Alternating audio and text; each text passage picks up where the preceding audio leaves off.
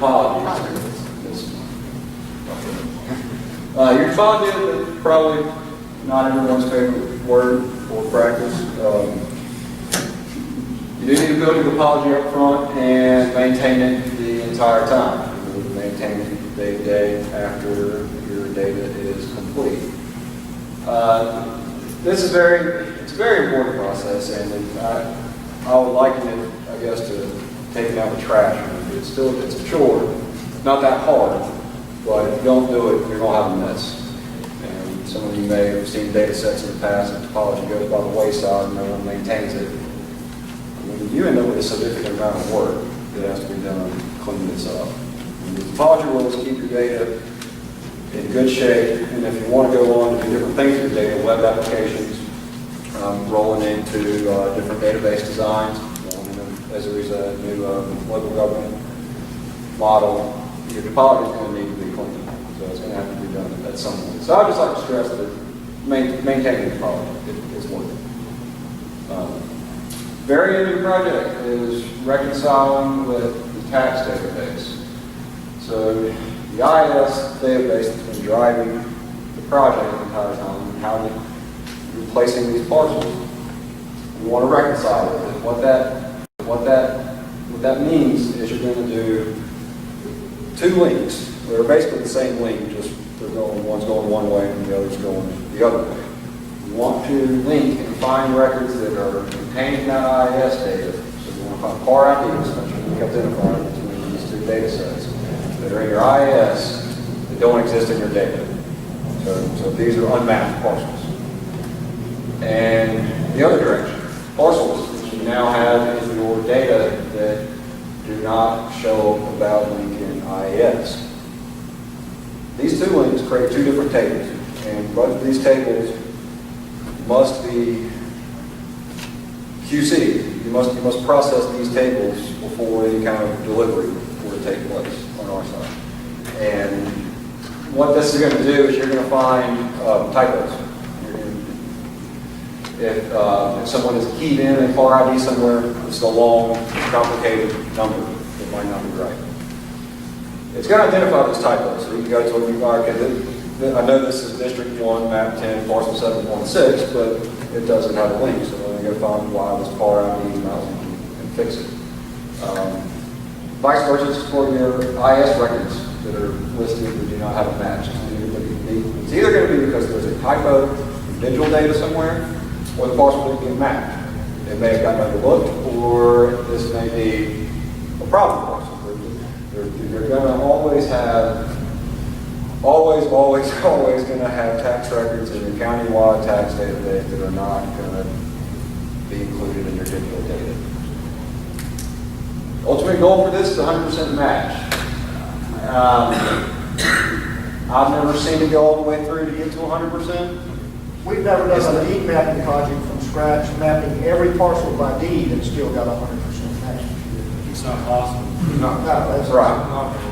Now, it could be, I don't like the impossible, but for it to be possible, someone's going to have a tremendous amount of research and time on their hands to dig in there and The find. thing we run into a lot is you would have 100 acres more or less spent 100 years ago. People would sell off pieces of land. Eventually they sell all the physical land, but lo and behold, there's only 97 acres actually on that piece of land to start with. So now there's 3 acres left of the tax rolls that doesn't exist. Right. And it's going to take more time, effort, and money than anyone going to put forth to prove that 3 acres doesn't exist enough for the county to want to take it off the tax records. some of those old records, you almost need to hire an archaeologist to go back and figure out why is this record still in my IS data. Do you guys display those on the tax maps that you create? Those what you would call, someone called no maps, and some of them are even in the IS records as NOMD, or ones that have notices that say, location unknown or whatever. Do you guys display those on the maps at the end? If it's on the tax maps when we map it, then yes. It seems like some of that has been on a county by county basis from what I've seen on whether that was on the original. It's on the original hard copy maps that are captured. And then how do you, I know it's probably different in every case, but how do you display those in the data and still maintain the topology rules? Because you got two situations. One, like ours, on our AutoCAD maps, they're showing us little circles, just a blank circle with the parcel number in it.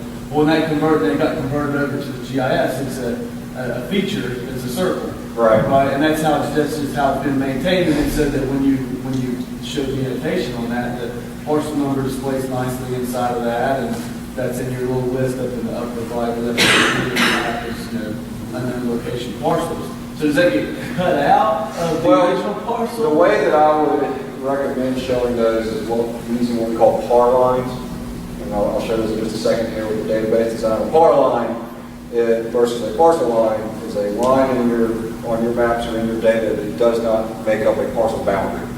It doesn't participate in your topology in that way.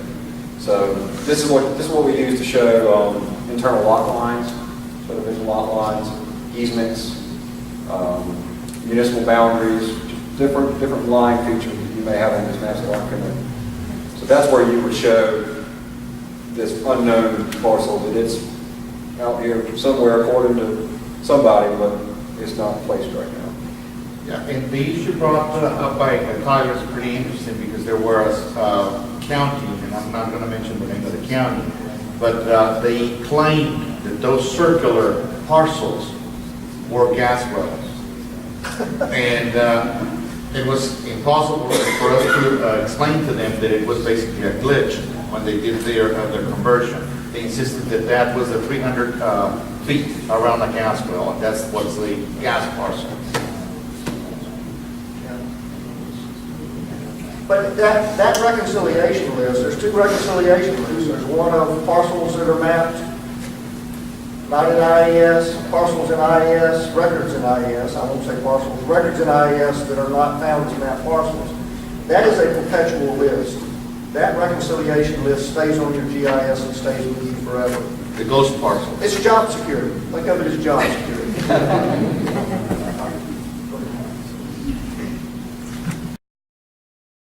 All right, the database design. We use and have always used and recommend a points, lines, and polygons based design. I'll go a little bit more into that in a second. This design is how database design is what allows us to efficiently meet the Western State specifications. This is compatible with 9 or 10. It would even be compatible with, for some reason, someone was still in the days of 8, it would still be compatible. It works off the core technology is what I'm getting at. There's not special custom applications or scripts running in the background. This can be designed out of the box in your software. It will roll into the local government model. I'll say easily. It's a little bit different, but it's got everything you need to roll into this new local government model that's come out. It is designed around IS, the structure of the fields, and what you're capturing as you're creating these parcels. It's designed, like I said, IS is what drives this. Like I said, everything works with the out-of-the-box core technology. You don't have to buy extensions or anything like that as well. One of the most important things about it is simplistic design. You do not need to make things more complicated than they need to be. So we condense this thing down while still meeting all your requirements. We condense this thing down. So some of you may have seen a geodatabase from different places for different functions. We've got 20, 30, 40, 50 different feature classes in these things. We avoid that at all costs. What it does, it just gives you, it allows you to have a much more efficient environment for day-to-day editing, database management, if you need to manage your processing and make changes. It also makes your topology life easier. Maintaining this topology, you don't have a bajillion different topology rules or subclasses. We've got a nice condensed set of rules